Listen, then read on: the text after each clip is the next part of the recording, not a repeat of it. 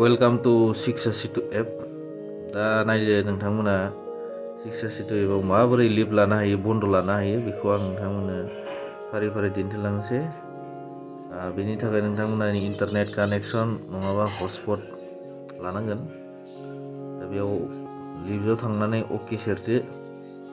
आं फारि लिरनानै होलांदों साइडजों, इंलिसाव नायलांनो हागोन नोंथांमोना। दा बेयाव दाजाबसिन मोनसे दं सायाव लिभ्स होननाय, बेखौ सेरना होनांगोन, थुना होनांगोन आरो बे सायाव इउजार टाइपआव दं। दा बे इउजार टाइपआवहाय सेरना होबा मोननै फैयो। बे स्टाफआव होनांसै। स्टाफआव होबा बेयाव टिचारफोरनि नामफोरा फैगोन, खैजन टिचार दं। दा बे हिसाबै गावगायनि नामखौ होनांगोन। दा बेयाव सिएलफोरखौ लिरनांगोन, रिजन लिरनांगोन, आपल'ड डकुमेन्टस।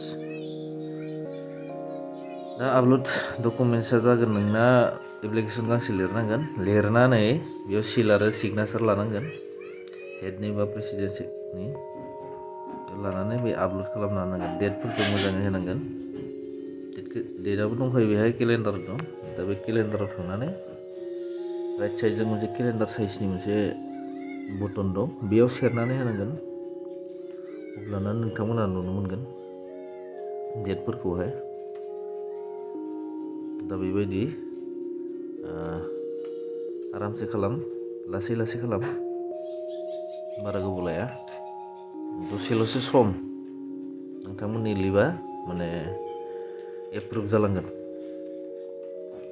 दा बेखिनिखौनो आं नोंथांमोननो भिडिअनि जोहै दिन्थिनाय जाबाय।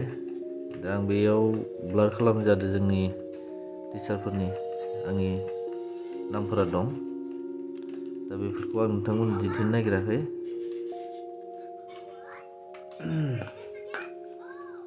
Thank you.